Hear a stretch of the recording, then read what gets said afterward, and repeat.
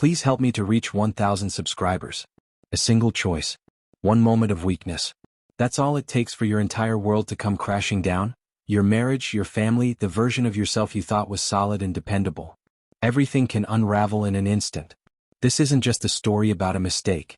It's about the quiet, merciless way life sometimes decides it's time to settle the score. My name is Sarah, and for 7 years my life looked perfect from the outside. A lovely home. 2 beautiful children.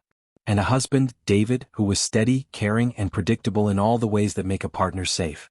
He remembered garbage day, packed the kids' lunches when I forgot, and kissed me every single morning before leaving for work.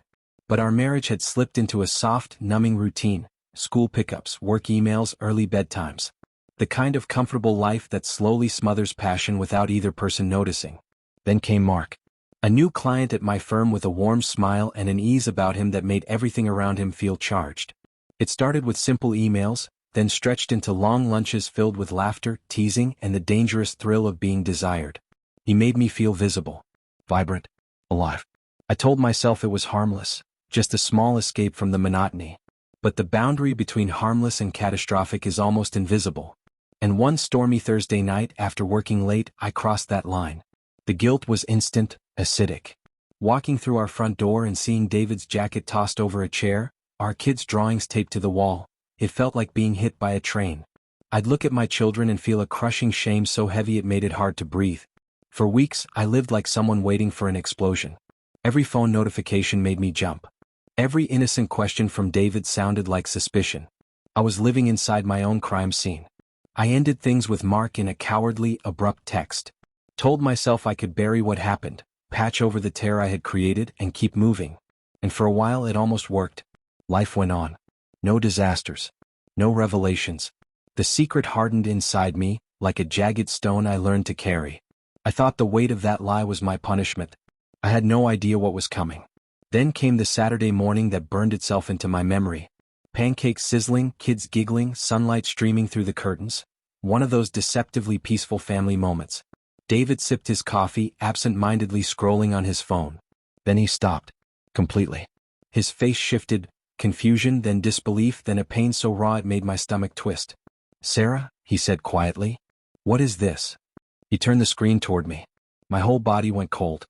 It was an email from Mark. Addressed to David. Subject line: everything. Mark hadn't just exposed the affair. He had assembled a detailed package. Dates. Screenshots. Flirtatious messages. Even a photo of us leaving the hotel. A full, organized dossier of my betrayal. It wasn't a discovery. It was an ambush. David moved out that same day. The silence left behind was suffocating. The kids' questions, the lonely house, the echo of my own doing, it was a slow, brutal collapse. I had broken my marriage. I had shaken my children's foundation. And every part of the grief was earned, every shard self-inflicted. But karma apparently wasn't done. 6 months after the separation, right when I was barely learning how to breathe again, a mutual friend called me. Her voice trembled. "Sarah, I thought you should know.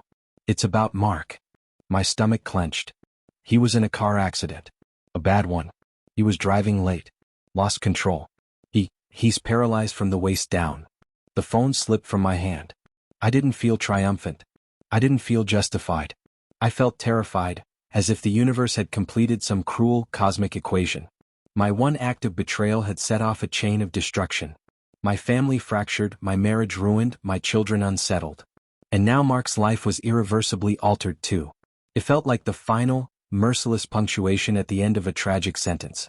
I cheated, and karma didn't just break me, it made sure I witnessed every ripple of the damage I helped create. Some choices tattoo themselves onto you. Some mistakes don't fade. They become the scar tissue you carry for the rest of your life. A constant reminder of the price of a single reckless moment. Please help me to reach 1,000 subscribers.